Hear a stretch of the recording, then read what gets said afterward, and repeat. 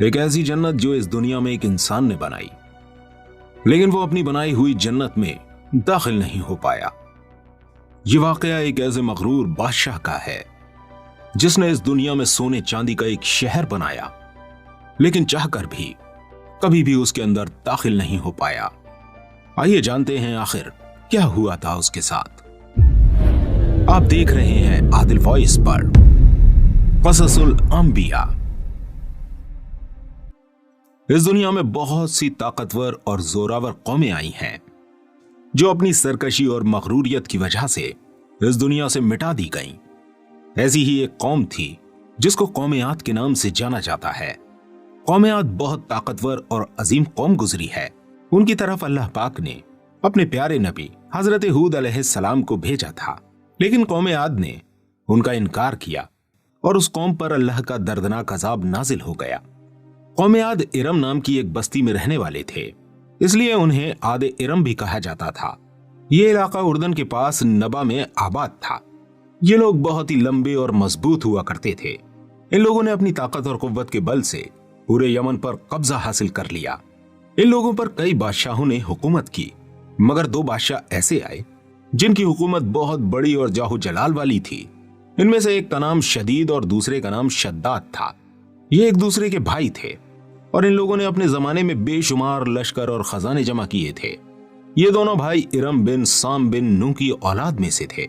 इनकी हुकूमत Oman, Yemen, उर्दन और शुमाली अरब के इलाकों पर थी। जब शदीद की मौत हो गई तो पूरी हुकूमत शद्दाद को मिल गई। उसने तमाम कबाइली सरदार और बादशाहों को अपना मुती और फरमाबरदार बना लिया और इस तरह पूरा जुनूबी अरब इसकी हुकूमत में शामिल हो गया। यहां तक कि उसने अपनी हुकूमत को उरूज तक पहुंचा दिया।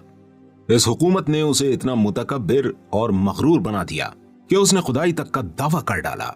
उस जमाने के उलेमा और पैगंबरों के पैरोकारों ने उसे समझाया और खुदा के अजाब से उसे बहुत डराया, मगर वो कहने लगा, मेरे पास जब दौलत और हुकूमत सब कुछ है, अब खुदा की इबादत की क्या जरूरत है, और अब मैं किसी की इबादत विबादत नहीं करूंगा।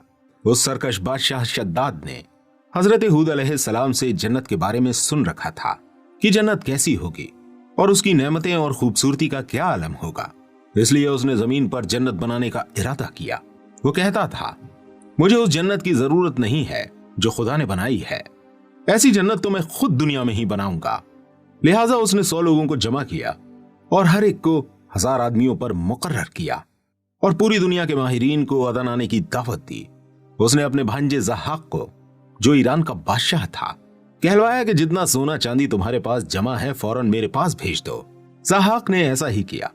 उसने तमाम हुक्मरानों और सरदारों को यह हुक्म दिया कि सोने चांदी की कानों से ईंटें बनवा कर भेजें और कोहे अदन में एक शहर जो कि 10 कोस चौड़ा और 10 कोस लंबा हो बनाने का हुक्म दिया। इसकी बुनियाद इतनी गहरी खुदवाई गई कि जमीन से पानी निकल आया। फिर उन बुनियादों को संगे सुलेमानी से भरवा दिया गया। जब बुनियादें भरकर जमीन के बराबर हो गईं, तो उस पर सोने चांदी की ईंटों की दीवार चुनी गई। उन दीवारों की बुलंदी उस जमाने के गज के हिसाब से 100 गज मुकर्रर की गई। जब सूरज निकलता तो उसकी चमक से दीवारों पर निगाह नहीं ठहरती थी। यूं शहर की 4 दीवारी बनाई गई।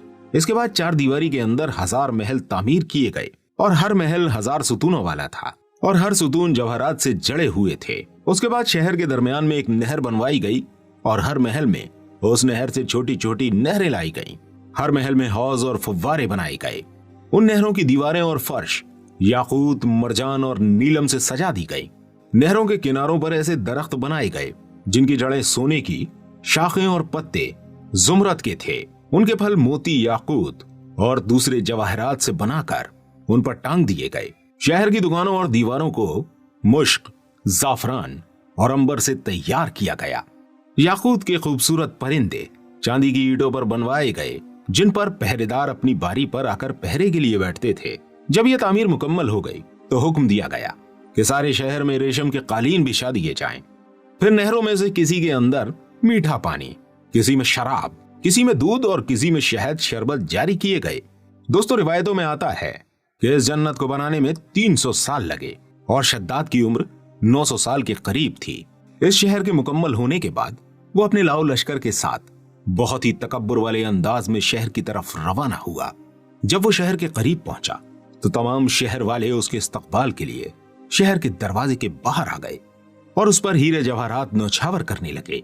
अभी उसने घोड़े की रकाब से पांव निकालकर दरवाजे की चौखट पर रखा ही था, उसने एक अजनबी शख्स को अपने करीब खड़ा देखा। उसने पूछा, तू कौन है? उस शख्स ने कहा, मैं मलकुल मौत हूं। शद्दाद ने पूछा, तुम क्यों आए हो? इस पर मलकुल मौत ने कहा, तेरी जान निकालने। शद्दाद ने कहा, मुझको इतनी मोहलत दे दे कि मैं अपनी बनाई हुई जन्नत को तो देख लूं। जवाब मिला, मुझको हुक्म नहीं। इस पर शद्दाद कहने लगा, चलो इस कदर ही फुर्सत दे दो कि घोड़े पर से उतर जाऊं। इस पर मलकुल मौत अलैहिस्सलाम ने कहा कि इसकी भी इजाजत नहीं। लिहाजा अभी शद्दाद का एक पांव रकाब में और दूसरा चौखट पर ही था कि मलकुल मौत ने उसकी रूह कब्ज कर ली। फिर हजरत जिब्राइल अलैहिस्सलाम ने बड़े जोर से एक हौलनाक चीख मारी और उसी वक्त तमाम शहर अपनी आलीशान सजावटों और महलों के साथ जमीन में समा गया और इसका इस दुनिया में नामो निशान बाकी ना रहा। उलमा इकराम ने किताबों में लिखा है कि बादशाह और उसके लश्कर के हलाक होने के बाद वो शहर भी लोगों की निगाहों से ओझल कर दिया गया, मगर कभी रात के वक्त अदन और इसके आसपास के लोगों को उसकी कुछ रोशनी और झलक नजर आती है। दोस्तों, इंसान इस दुनिया में हमेशा रहना चाहता है। वो नहीं चाहता कि वो इस दुनिया से कभी जाए, इसीलिए वो अपने ऐशो आराम के लिए तमाम चीजें बनाता है। वो चाहता है कि इसे जन्नत का मजा इसी दुनिया में मिल जाए, मगर ऐसा तो इस दुनिया में मुमकिन नहीं। जो इस दुनिया में आया है उसे एक न एक दिन इस दुनिया से जरूर जाना है।